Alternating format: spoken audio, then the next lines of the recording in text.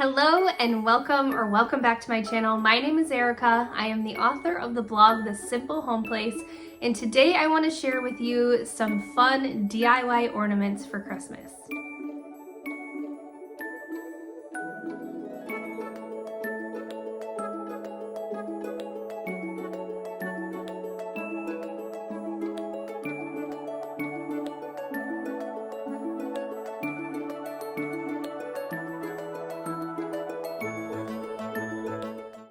So I wasn't planning on sharing any of my Christmas DIY things until a little bit later in November, but I have been seeing so many people sharing their tutorials and their recipes and everything, and I kind of wanted to join in on all of that.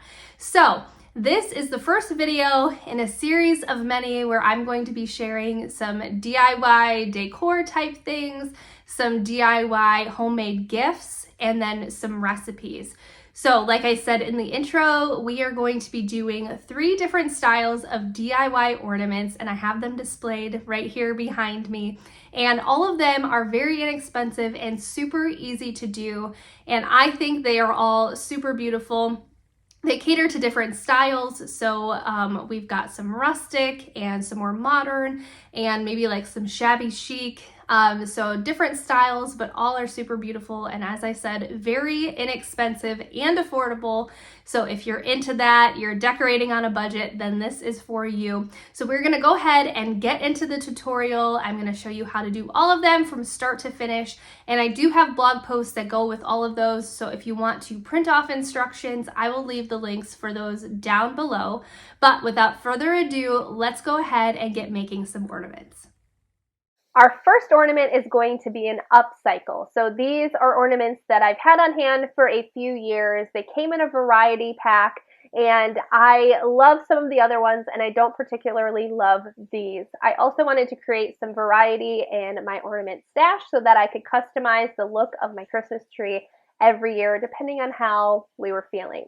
So I am using shatterproof ornaments for this, so they're plastic. You could also do this with glass ornaments. You just need to make sure that you prime them prior to painting. That'll just make sure that you're not getting any chipping. You could also prime plastic ones as well. I didn't, and they are totally fine. All I did was create some holes in this box, and I'm sticking the ornaments in there. And then I use 2 different kinds of paints. So this particular color is an indoor paint. It is water-based. That is the key. The paint has to be water-based, but it really doesn't matter what kind you're using. And then I'm adding about a teaspoon of baking soda per cup of paint. Now, I didn't measure this, and you definitely don't. Just eyeball it, and you can adjust the amount of baking soda depending on the texture that you're going for. So a teaspoon is going to give you a light texture. If you want to amp that up a little bit, I would suggest adding maybe another teaspoon and kind of playing around with it to get, the look that you're going for. So like I said, this is an interior paint, and I'm just going to go ahead and use a foam brush and get it all coated. It's really, really simple. That's all you're doing. This is another indoor paint. It's a custom paint that I created, and I've used it in other tutorials on this channel. Now, this brown color is an acrylic paint. And if I'm going to suggest a paint, I would suggest using acrylic. Again, it depends on the look you're going for, but the acrylic gave it more of a matte finish, and I really did like how that turned out, but I like how the other ones turned out as well. So obviously acrylic paint is going to be a lot cheaper than going to Home Depot or whatever and buying, wall paint. If you have some wall paint on hand that you like the color of, certainly go ahead and use that. Again, customizable to what you've got on hand, what your budget is, so just use whatever you see fit. I decided to spray paint the tops of the ornaments just because I wanted them to be a little bit of a different color. I wanted them to be more copper than the gold that they came with. You definitely don't have to do that step. And then I sprayed them also with a clear finishing spray. Again, you don't have to do that. It's just going to ensure that no chipping happens, but totally optional. And then the last steps are just to put that ornament topper back on, tie twine or string or ribbon, and you've got yourself an ornament. Like I said, this one is super, super easy. I really, really love how these turned out. Honestly, I'm just displaying them in this brass bowl right now because I love how they look. But yeah, super easy tutorial, super inexpensive, and it's really a dramatic difference to what we started off with.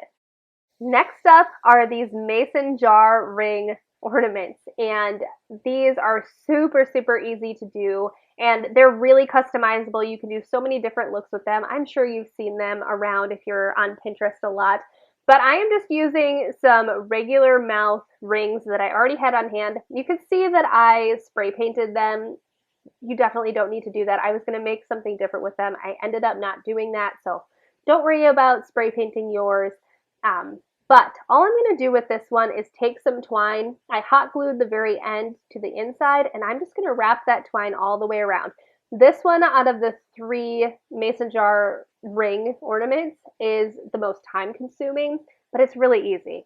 You're just wrapping around, and that's it. So I'm going to go ahead and do that, and we're going to come back and finish off this ornament here in a second.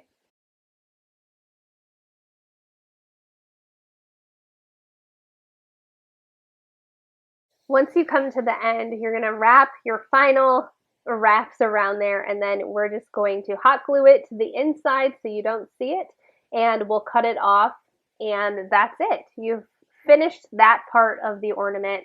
As long as everything's covered, it doesn't have to be perfect. You could, instead of using twine, you could use cotton. I guess it's cotton twine. They have different cotton twine that is colored like a candy cane and all kinds of things.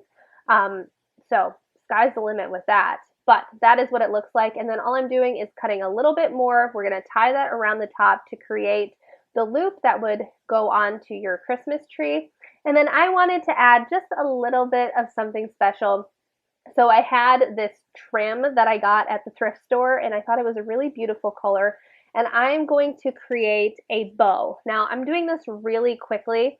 If you want a tutorial on how to tie a bow like I'm doing, let me know down in the comments. I can definitely do a slowed down version of that for you. But I am just going ahead and tying that, and we're going to hot glue that to the very bottom of our ornament. And super simple, but also super beautiful. And I really love how this one turned out.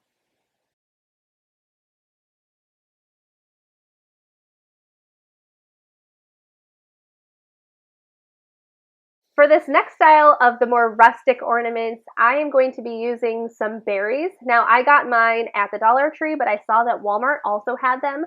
So go ahead and check out those places if this is the style that you plan on doing. All I'm doing is removing the stems with scissors, and then we're just going to hot glue them to the outside of the ring. This one is probably one of the more simple ones. They're all simple, but this is super easy. So I'm just taking the little berries, and we're hot gluing them all the way around that outside part of the ring. Now you could go even more. I'm just going to put them on the outside, but you could really cover the entire ring if you wanted to. But I'm just going to put them on the outside, and it makes it look almost like a wreath. All of these kind of look like a little mini wreath, which I really love. And so for mine, they didn't quite fill in the gaps, which was totally okay, but I wanted to add a little bit of something so you didn't see that. So I found some remnant fabric at Joann's that was really, really pretty. It's like a green velvet, and it actually matched perfectly with that trim that I used in the first ornament. So I didn't plan that, but it worked out really well. So I'm just making another bow. We're going to hot glue that bow to cover the gap where the berries didn't cover. And then we'll use that same fabric to create a loop that you would use to go ahead and put it on the Christmas tree.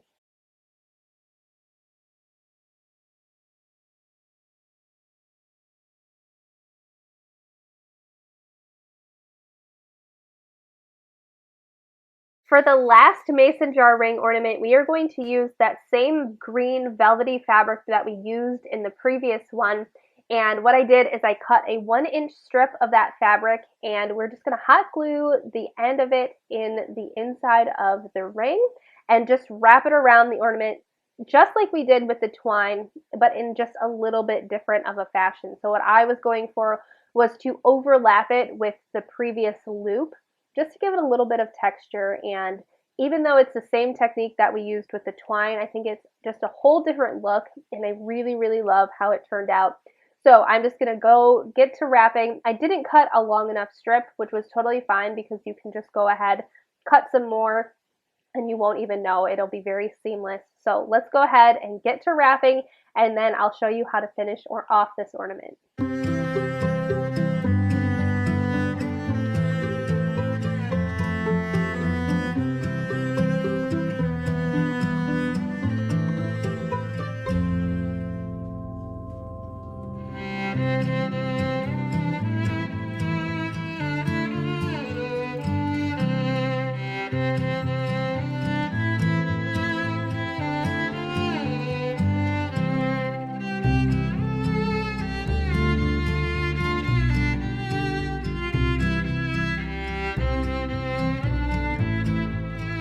Once you are finished wrapping and you've hot glued the very end of the fabric, all I did was take some twine and create a loop, and that's it. This one is a very simple look, but I love how all of them have similar elements and they kind of just go together in a set.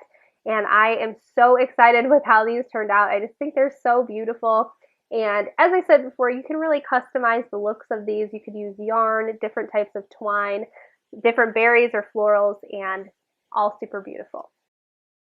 Our very last DIY ornament is going to be a Mod Podge and fabric ornament, and I love how this one turned out, of course, as well. But I'm just cutting 1/2-inch strips of fabric that I already had on hand. I use this fabric to make bowl covers, and that is a video that I have shared on here. You could use 1/2-inch ribbon if you wanted to. I would say that it works best with a cotton type fabric, but you could definitely try it out with different styles of ribbon.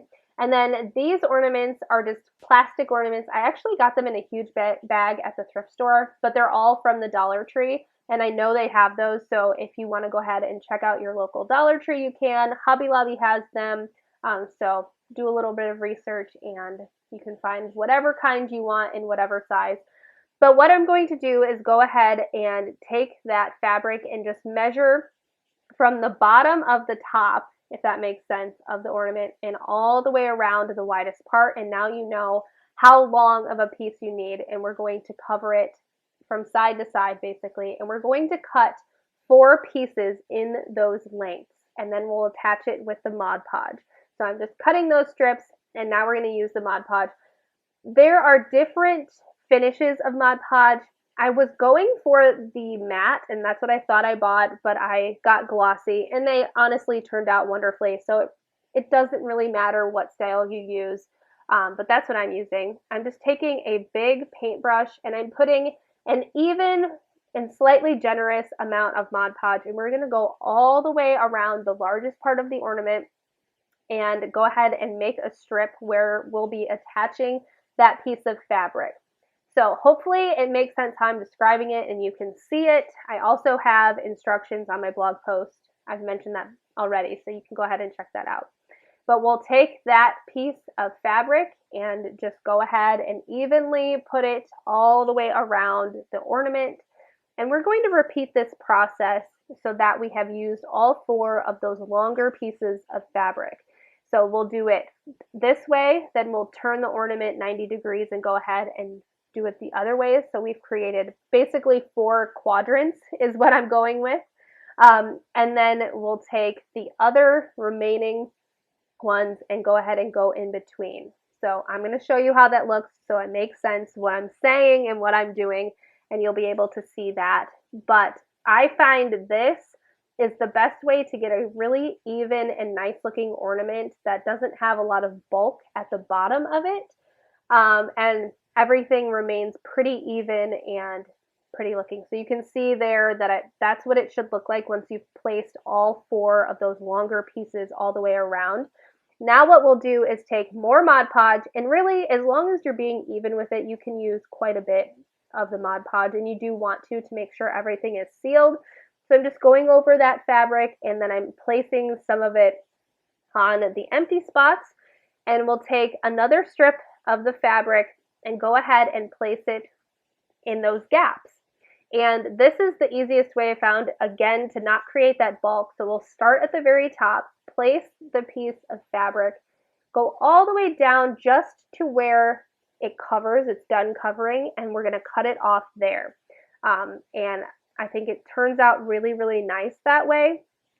And you've got the coverage without the bulk. So then I'm going to go ahead and do that same technique again, add a little bit more, add it as you need it, and then we'll place another piece of fabric, cover that part, and give it a cut. So it's kind of hard to explain, but you're seeing me doing, so hopefully all of that makes sense. If you have any questions, please leave them down in the comments and I'll be happy to answer them.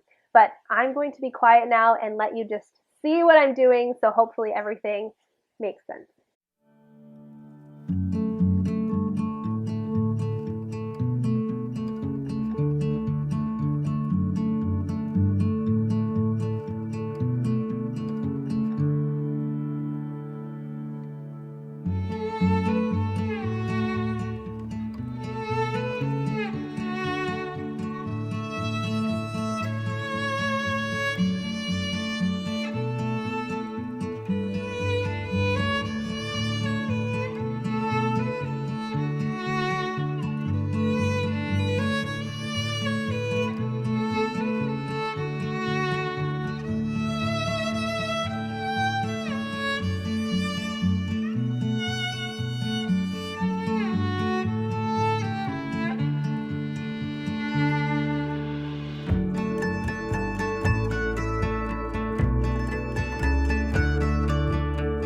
Once you have covered the entire ornament in fabric, then I like to go back over with one more layer of Mod Podge, giving a generous amount, but also making sure that you're being really even with it so that you're not getting any clumps or any extra buildup anywhere.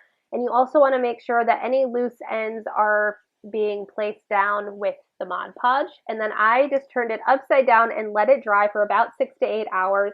I left it overnight actually, and that seemed to work really well, and it was nice and dry by the morning. And then I also spray painted the tops of these ornaments, or again, you don't have to do that, but I really liked the look of the more copper as opposed to silver in this case. So I just attached those, and then I'm just taking some cotton twine, feeding that through the top, and that creates our loop to hang it onto the Christmas tree.